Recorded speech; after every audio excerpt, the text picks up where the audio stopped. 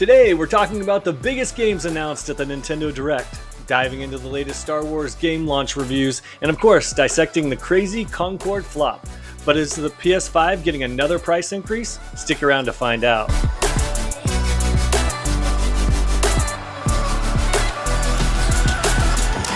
Welcome, friends, to this week's episode of Good Playing with You, the weekly gaming podcast. I'm Dan Whitehill, and as always, I'm joined by our Good Playing Good buddies, Matt Lord. Hey, how's it going? And Matt Maulding. Hey now. Before we jump into the headlines, let's check in with my conspicuous consortium of Matts and find out what everyone's been playing this week. Lord? Oh, yes. Well, we can talk kind of about... Wait, can we talk about the review that we did? Is that okay to do? Hell yeah. Yeah. Maulding busted some ass. Yeah, Maulding, you busted some ass. And so I've been lying. I've been lying the last couple of weeks about what I've been playing because we were under embargo, which is very exciting. But the embargo lifted, and so the last couple of weeks I've been playing. Oh my god! Visions of Mana. Thank you. Yeah. Sorry, I'm a little discombobulated. Yes, Visions of Mana. Yes, and it's been basically my life for the last 2 weeks. You can check out our review on goodplayingwithyou.com or check us out on YouTube, where I put a whole video together. It took a couple days, and I taught myself how to edit a video and capture gameplay and record voiceover. And I think it came out pretty well. I'm proud of myself. So it did. Thank you. And check that out. And the game is super fun, and we've all been playing it. Yeah, actually. That's what I was gonna say. About it. I've been playing some Visions, and I've been having a blast. Like, I agree with everything you said, Maulding. I think I haven't got quite as far as you have, but I got around like 8 hours or so into it. Oh yeah. And I've been enjoying it a lot. And then nice. Sorry. So you kicked some grasshopper ass. That was that first boss or whatever. Oh yeah, I did. Sorry, I'm just over here. I'm also a little under the weather. So if I just am like going down today, it's just, that is what it is. Yeah. So you're 8 hours into it. Dan, how far are you into it? About the same. About the same. Nice. Yeah. And you played it for what, 32 hours or something? Yeah, 35 is what I think I ended up clocking. But near the very end, because we were under deadline, I did have to bring down the difficulty level to its easiest difficulty. And even at that level, there were some hard fights. Like there were some times I was sweating it a bit. So the difficulty is no joke. And I play most of my games at the hardest difficulty, at which at the end of the game it unlocks an even more difficult version. So I'm super excited for that, to try that one out. Yeah, nice. I had some moments at the beginning of the game that I had to restart as well. I'm like, I'm getting smoked by those like extra tough, the level 50s. Like, you walk in there, you just get mollywopped. Yeah. Like kick your ass. I'm like, what the hell, man? Yeah, I really liked it. I like so some other people who got their hands on a preview were like griping about how there's kind of like points of interest on the map that you can see. And I thought that was honestly awesome, since you didn't have to run aimlessly around, and you're just like, sweet, I'll investigate over here. I'll go over here. And especially after you get like power-ups and going back to certain areas, it just feels really cool. It's very flowy. Very flowy and beautiful. Yes. Yeah. I also begged like a dog on Reddit for a invite to the Deadlock playtest. That's Valve's new game. And somebody actually gave me an invite. So that's awesome. If I like didn't get extremely sick, I would have played more of it, but I just thought the whole thing was funny. Like, where's over your the weekend. commitment to the pod? I know. Sheesh. I wish, like, if playing video games was easier sick, I'd be like all over it. It's like such a tragic time. It's such a tragic thing. But that's really been it for me, you guys. It's been kind of a chill, low key one. How about you guys? Maulding? Yeah, mine was mostly Visions of Mana, and then I started playing last night. Correct my pronunciation, Kimitsu Gamma. Is that the? I saw you playing Kunitsugami? that. I was wondering if you took Lord's recommendation last week. I Nice. did. It Is it is demure? definitely. Is it demure? It is very demure. It's very mindful. It is. It's not a game. It's a game unlike I've ever played before, which I think is great. I love that. I'm going to have to play it a little bit more. I hit a boss that was really difficult last night. This like centipede boss that I had some trouble with. But Was it a you human figure out centipede? what it was not. Unfortunately, it was not, or fortunately, it was not a human centipede. Yeah, human centipede is only, please. Thanks. Yes, no. Uh, so I'm once I figured out where to place my guys to make it a little bit easier to help me out. It mattered a bunch on it. I look forward to playing it more. And then Mafia is loaded up right now, the definitive edition, which came out on the Game Pass, and I've never played it, and I'm excited to try out the Mafia game. How is that treating you? Pretty good? Well, Oh, you haven't let me played it. tell you, because he hasn't played it, and I'm probably about 20 hours into it. So Whoa. I'm glad you asked. So it's pretty good. I mean, Mafia, look, I played it before. I knew what I was getting myself into. It's not really an open world game, although it looks like it and it pretends like it is. There are no side missions whatsoever, and it's very linear, and you just go from point to point to point to point, and it is an extremely frustrating thing because you want to be let off the leash. So you have to divorce your thoughts that it's actually an open world game and just look at it like a linear, like narrative experience. And in that regards, it's fantastic. The acting's great. The graphics are great. I'm having such a great time. I'm really glad I played it. But I just think of it as a very like a movie like experience. And that's the only way that I can stomach it. I'm not doing any of the side crap because I don't want to look for, all the magazines and comics and that sort of stuff. I have it on the regular setting difficulty, and it is, taken me down on a couple of times. So it's nice, and it's got a nice little difficulty curve that makes me respect it. But overall, it's really what I'm playing for is the story. So it's worth checking out since it's on Game Pass. Nice. It's all three Nice. of the Mafia games? Or The is ones it? on Game Pass is just part one.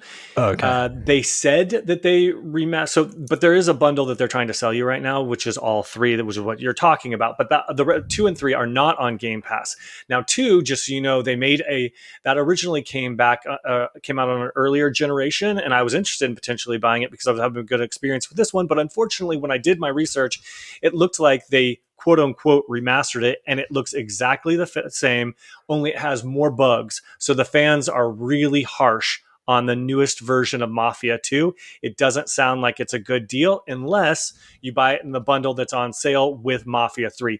Now, Mafia 3 is the exact same one that came out for the last generation, and it has not been updated at all, but you do get all of the DLC with it. So if you do become a super fan of it, there's more of it out there. Just beware of part 2.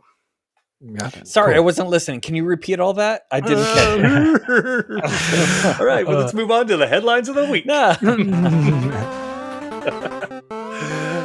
So, wise guy Matt Maulding, Yes. it sounds like there was a Nintendo Direct this week. It was kind of a smaller one, not a lot of huge marquee titles, but there were a couple of things that had your interest piqued. Yeah, I just wanted to. I talked about this on a couple podcasts ago, but I'm super excited for the Marvel vs. Capcom collection. The problem is that I'm not going to buy it on Switch. But it was shown at the Switch Direct. So yeah, I'm super excited for that one. I think they announced a release date. It's coming at the end of the year on digital, and then a little bit later on physical. And then Dragon Quest III HD 2D remake, I'm super excited for. But again, I'm probably not going to buy that on the Switch if it's on the PS5. So it's funny. I mean, that was the whole point of this Direct, was they were showcasing third-party games and indie games. So none of them were Nintendo brand games. But I'm super, super excited for those two. So I just wanted to mention them. Did you guys get a chance to watch it at all? I took a quick look at the list. I saw that they're releasing the Stalker trilogy also on the Switch. Oh yeah, you're a stalker, aren't you? Yeah, like Yeah, let's yeah. go. That That's is what all his ex-girlfriends say. actually, yeah, it's like it just runs deep with me. So, I mean, the Stalker trilogy, I'm actually really surprised they're able to get that game running on the Switch. So that's actually saying something. Hmm. That's pretty cool. I mean, I don't think I would ever buy it on the Switch, like Maulding was saying, but pretty big feat, honestly.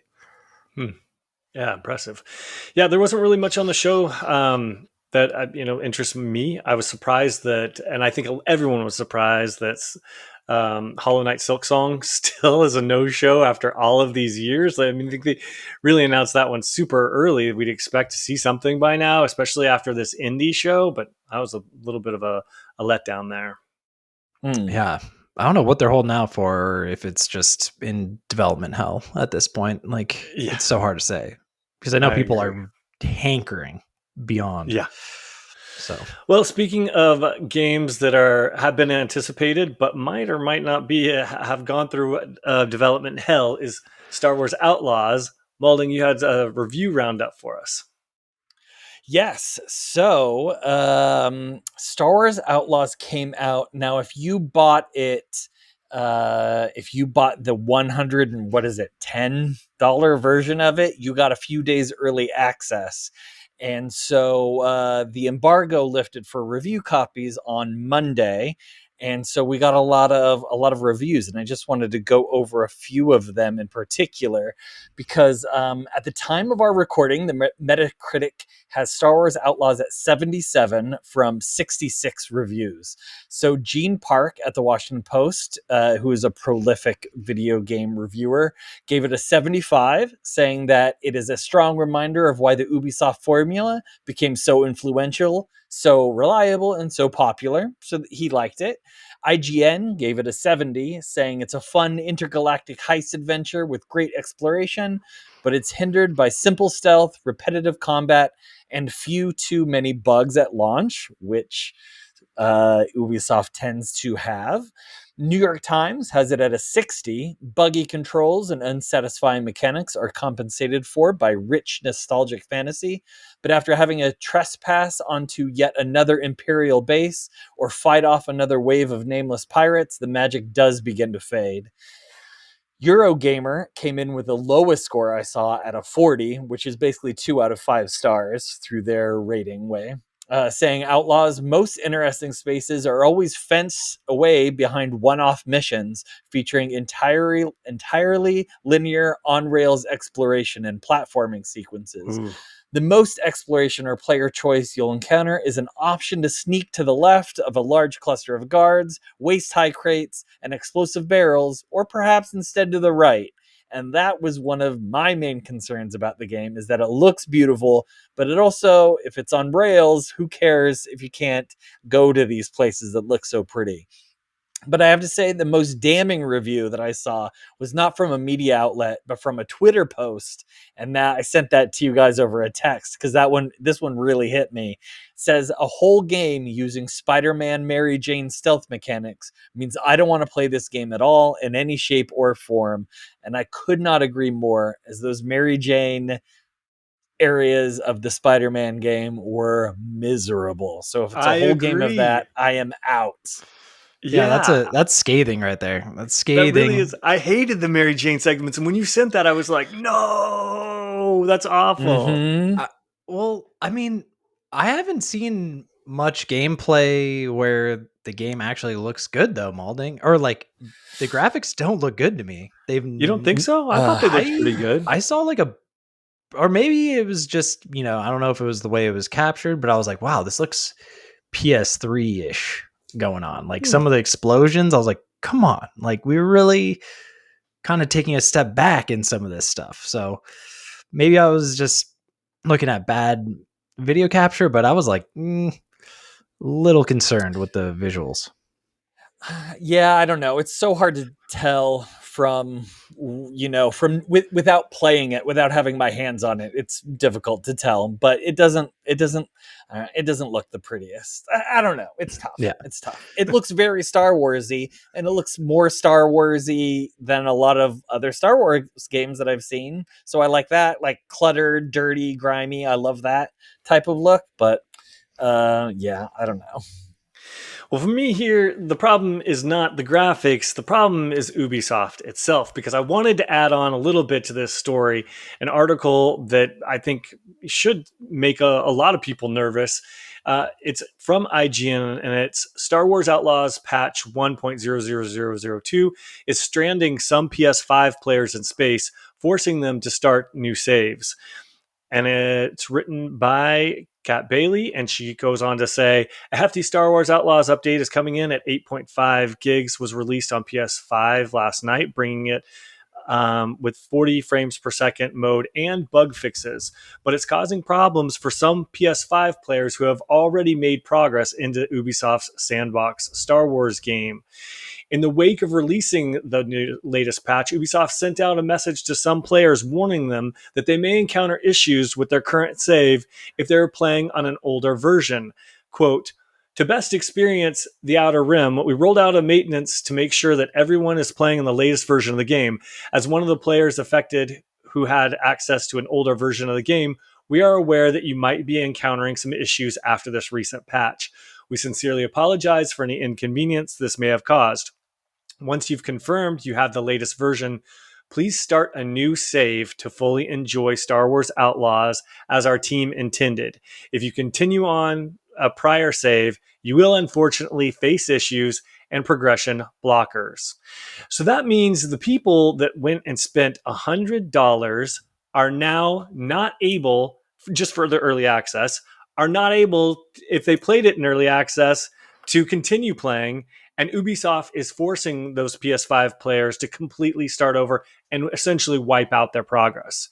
And that, to me, is ridiculous. I mean, I'm already not a fan of these early access periods, even though, yes, I've occasionally fall for them myself. But we're dealing with Ubisoft here, and they have just gotten buggier and buggier and buggier with their games over the years. In fact, I cannot believe Microsoft and PlayStation allow Ubisoft to actually do this early access, because anyone who's played an Ubisoft game knows you have to wait at least 6 months for it to actually be playable. And even then, it's still going to be just an open world collectathon that's not very interesting or very hard to play. And until they actually change their formula and fix their bugs, I don't think they should be allowed to be doing this early access. What do you guys think? I mean, to ask players to start new saves in any capacity, even if they didn't pay $100, that's just so like unprofessional. Like, come on, we have to figure out some other way than starting a brand new save, even if you have sunk in any amount of time. And it just is a really bad look. I hope this is like a wake up call for that sort of $100 pre-play sort of business, and this kind of like puts a bit of a hits the brakes on that a little bit. Maulding? Yeah. Yeah, so I think it's absolutely ridiculous that they would allow that to happen. Like, I can't imagine. I play games and I restart them all the time, but to be forced to do it, I would be livid if someone forced me to do it after spending that much money. Absolutely not. I would probably not play it. I would probably ask for a refund at that point. I agree. And I think players should ask for a refund. Yeah. I think Ubisoft should be forced to pay up, because if you can't provide a product that works in early access, then you don't deserve to take people's money. Totally. Agreed. I even think there's like, is it crazy to say that there could be even like class action lawsuit type of thing going on with this? Because it seems it seems that sus to me, that it's just like they are releasing a completely broken game that's different than the game that they officially released, on a wider scale. It just is very weird. I don't know that there's anything you can really do except for complain online, to be honest with you. But that's the word. you could try. I mean, do you think that would mean that these reviewers on the PS5 too that got early access review copies, they probably have to do it too, and they're probably even further along into it if they didn't finish it. So yes, no way would I ever play You're this just game sweating again. that one because you'd had to do Yeah. Visions of Mana early. I And did. I had to. Yes, I had to play I it and can then see your review it thought process. in a very short period of time. Yes, and then to have that happen, I would be no way. That's it. Yeah. Done. Well, speaking of other games that are having troubles, Concord, the PS5 exclusive, launched last week, or did it? Like with those numbers, you wouldn't know it. Lord, you Yeah. had this story. I guess all I wrote here was just Concord flopping so hard. I just like, that's just it, and period. And it's just, there's two things here. And little anecdotally, it was my birthday on Friday. I knew the game had launched. So that night, when I'm kind of winding down after Dave and Buster's, I'm like turning on the TV to watch a stream of it, and I literally couldn't find I'm like, no one's streaming this game. I'm like, it can't. And then the weird part was, I was like, wait, I said the game came out on the Did it podcast. really? Like, I Yeah, must be yeah, like, wrong you're a because there's no liar. stream. And then I had to go like all the way to the bottom, and there was like 70 people watching it. And I was like, that's not good. Like, we're talking, this game's bad news. Well, do you have the Dan, numbers in the article? Oh, yeah. Well, the numbers from the article, this is coming from Kotaku. Yeah. So the day that, well, Concord, this is coming from Kotaku. As of August 26th, Concord has yet to crack 1,000 concurrent players on Steam. Since launching on Steam Yeesh. last week, the highest recorded amount of players all enjoying Concord at once is currently sitting at 697. In comparison, Helldivers 2 averages around 18k active players on any given day. Its peak number was 450k. And this is something that inspired me. Meanwhile, Valve's not even released or finished shooter Deadlock has over 80k people playing it. So that is just bonkersly bad.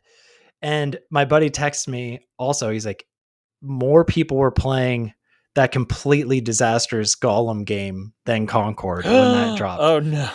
And Yeah, that is just wild. like the icing on the cake. Like, this is, I mean, I know a lot of outlets were trying to like downplay it. They're like, it's just not coming out yet. And I'm like, I don't know. Like, I don't know if it's like finding its feet. I think these games do need, in my opinion, I think they do need a strong start as well. Like, it could turn around maybe in the end, but man, when you're not even cracking 1,000 players, and Oy. like there's no, that was weird. I thought it was very strange not finding a stream for it when it was dropping. I thought that was like very bizarre. Well, I think we had a hint that the things were not headed in the right direction. A, because the three of us kind of made fun of it ever since the PlayStation show this summer.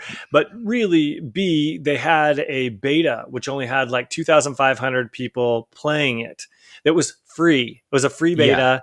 And with super low numbers, we kind of knew. I mean, we were expecting it to crash, but we didn't expect it to crash this hard to the point where we hardly even knew it launched. So it was a disaster. And now the question is, what's next for Concord? This is an article from Maulding's favorite, Paul Tassi at Forbes. Oh, yes. And he writes, free-to-play Concord is inevitable, but will it change things? Concord remains at number 40 plus in the PlayStation Store in terms of sales just after opening weekend. It remains in perpetual decline from its already shocking lows on Steam, opening under 700 and now peaking at under 250 players a night. So let's be real. Concord going free to play is inevitable. While it may be working for now, a continued lack of interest will soon create problems in the game, ranging from matchmaking, some modes already have issues, to justification for continued support. Fundamentally, it needs more players and free to play, the model every other game in the genre has, and that's the only way it could probably get more players. This raises a number of questions and issues, however. How soon? Keep in mind that this game did sell at least a decent amount of copies for players at $40 or more with special editions. Going free to play too quickly would not be well received by those who had supported the game.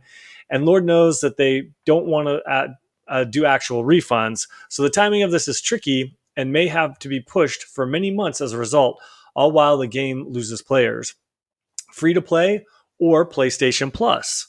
There is a difference here. Namely, that free to play would allow it to be free on Steam as well, while putting it in PlayStation Plus instead would not cover that. Given that the Steam player base is so anemic, you could either choose A, to write off it completely at this point and just do PlayStation Plus, or B, try to boost it with a bit of free to play, but that raises an additional concern.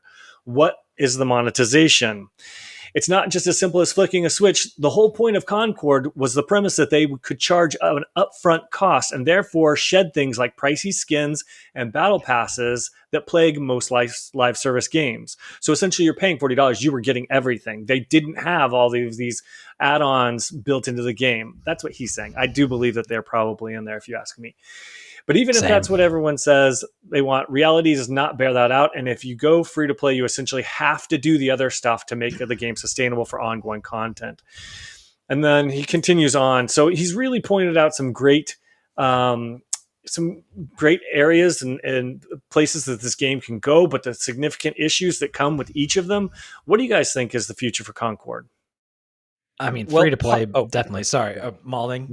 No, please, Sticky, you go. Yeah, I don't know how many words I can get out before I just crash. So, I think definitely, free to play without a doubt. I think they're gonna have to do that very soon, though. I think that makes perfect sense about how they don't want to do it too soon because it's gonna really aggravate the people who bought the game. Totally makes sense, but a lot of the complaints I'm hearing online, it goes beyond I haven't heard a single thing about the price point. I've heard more about the gameplay is completely generic and all the characters are not likable at all. And so they're saying it's a hero shooter and we don't like any of these heroes. Yeah.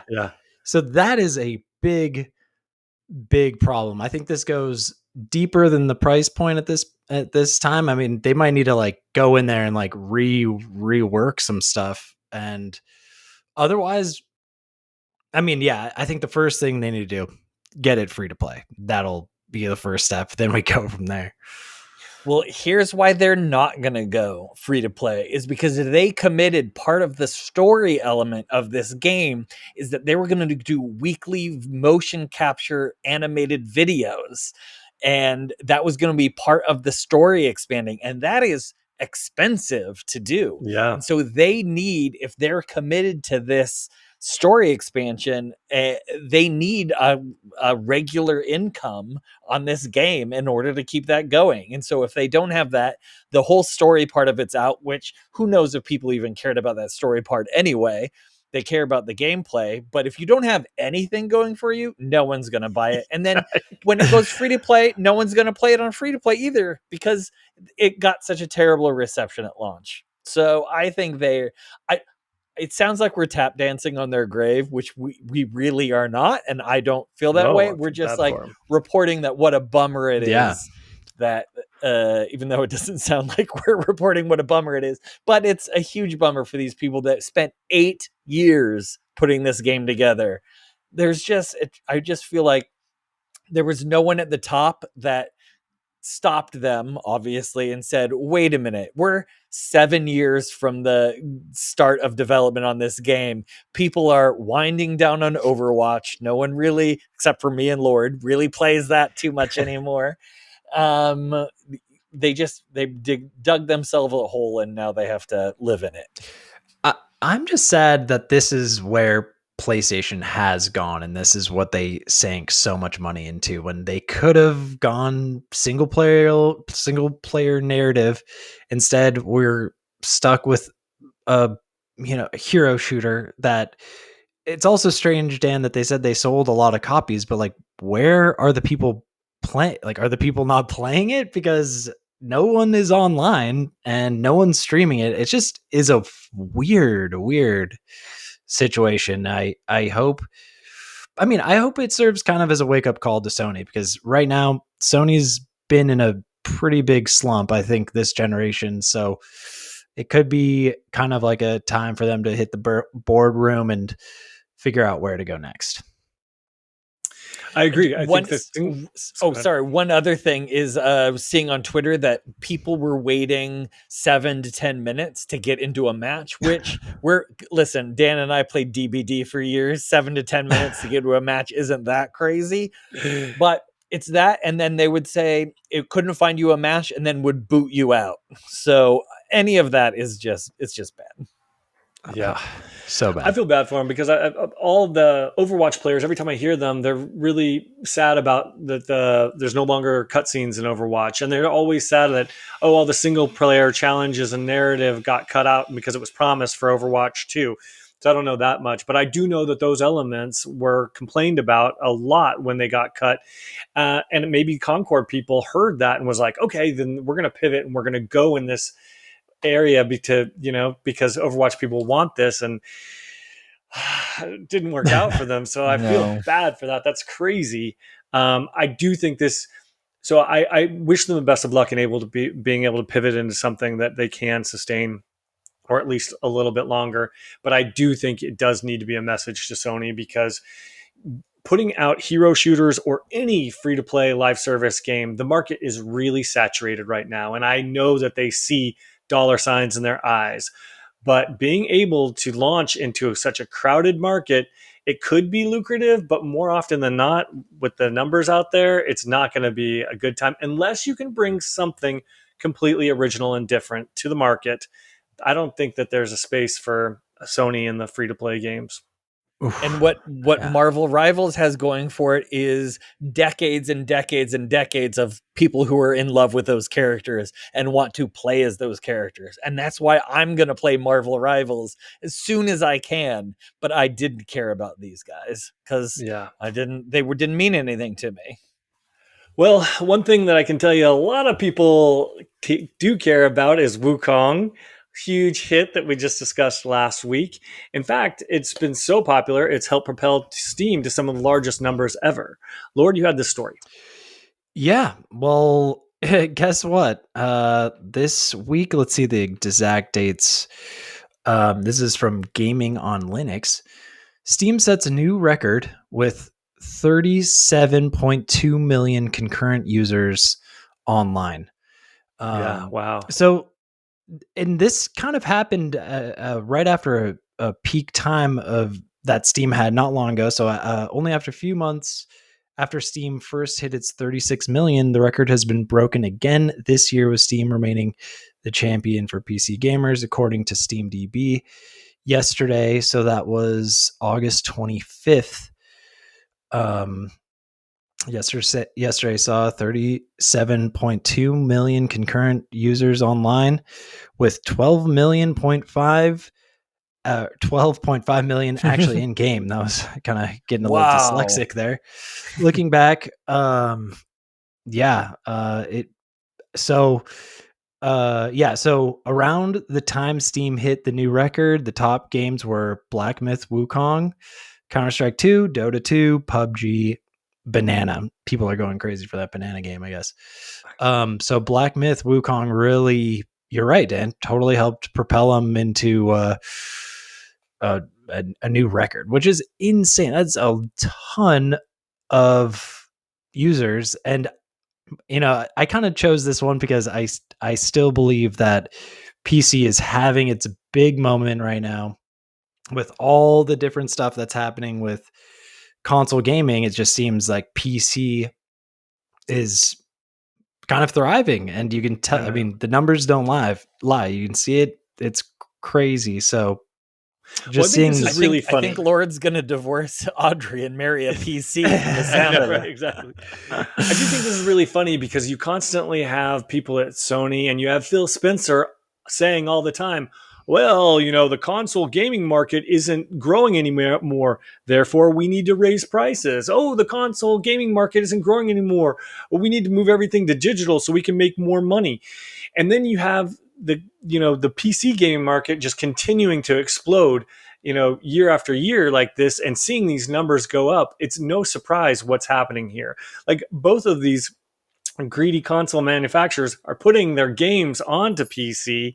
And so, of course, eventually it's going to become the preferred destination for everybody, because then you're going to get Xbox games, you've got the Game Pass, and then you get the Sony titles as well. I'm just waiting. Like, when are we going to get actual PC consoles? Like, when is Valve just going to make a console for us? Because then boom, done, and we don't have to worry about it. Microsoft can just go third party, which we all know that they're going to do eventually, and Sony can try and figure it out by making some good games and keeping them exclusive to their platform. That's my thought. Yeah, sure. I think that's a good thought. You don't agree? I mean, I think no, I think part of the reason I'm not a PC player, but I think a lot of PC players prefer a keyboard and mouse. And I think that is a big draw. And just in Overwatch, accuracy of a keyboard and mouse is way better than a controller. So if it's maybe in that shooter, maybe the other shooters, it's the same way. So I think maybe PC players prefer to play on a PC, and I don't think a console is going to do well. So I wouldn't necessarily suggest that. It's an interesting thought, though.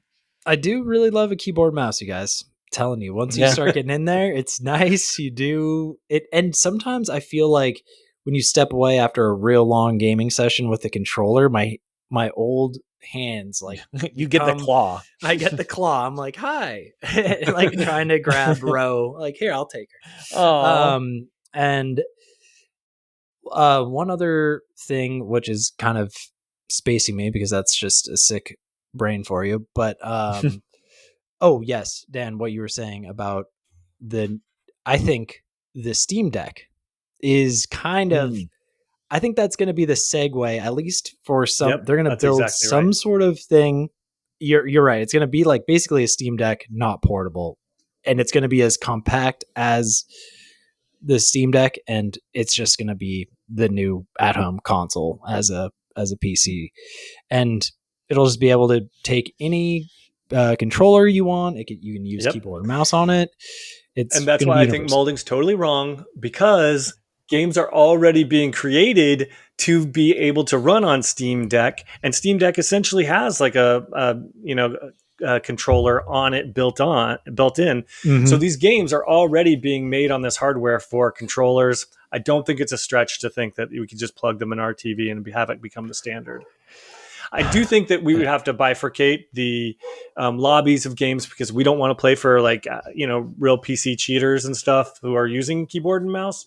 So you'd have to have different lobbies but then we could all be PC cheaters at that point, because these things will be PCs. The PC master race. Yeah, I know. That's right. No, I'm just kidding, because cheating sucks and it ruins the fun for everybody, except for those loser 12-year-olds.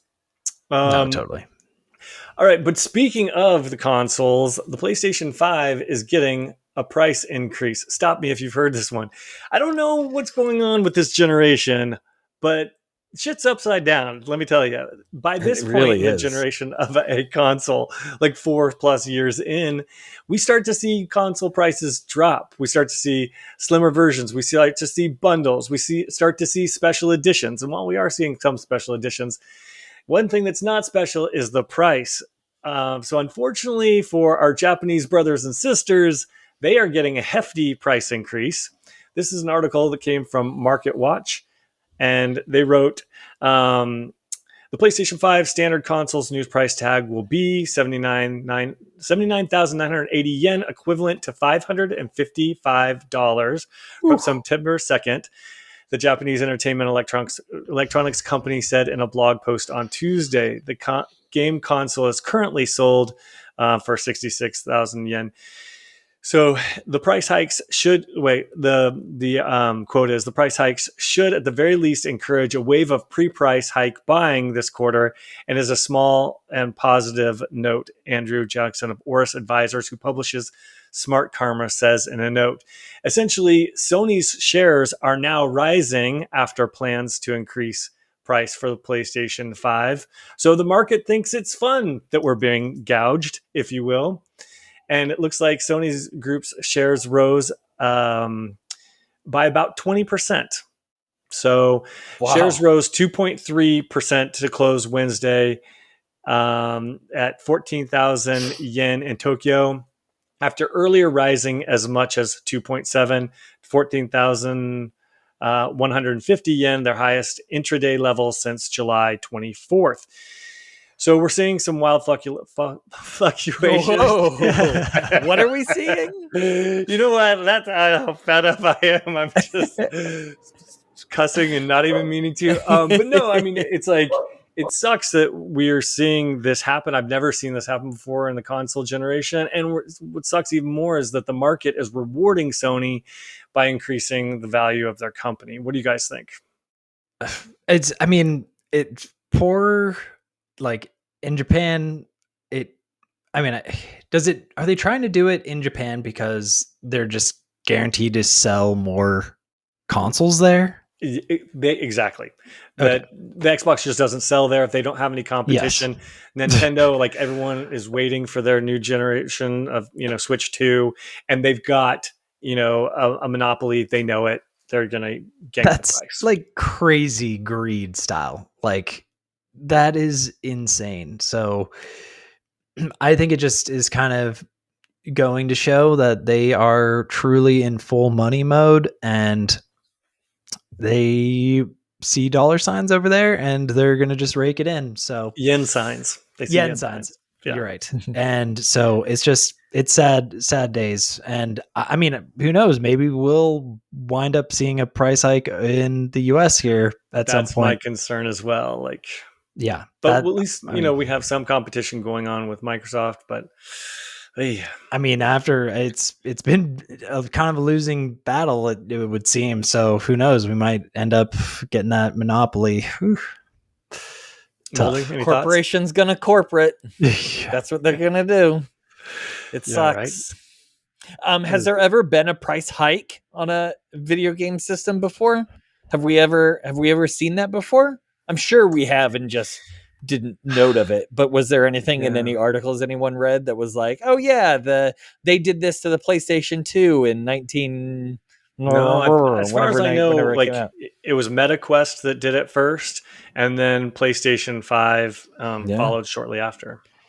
No, yeah, oof, yeah, bad. It is definitely. I could bad. see it being the first time the PS5 could get an increase. I think in price by once the generation's up, before the generation's up. Oof. Yeah. All right, well, let's talk about happier news. Let's talk about video games and why we love them. Let's talk about listener emails. Lord, you had the first question for us. Yeah, well, or wait, was this Maulding? Oh, Maulding, it was mine. You always overlook me.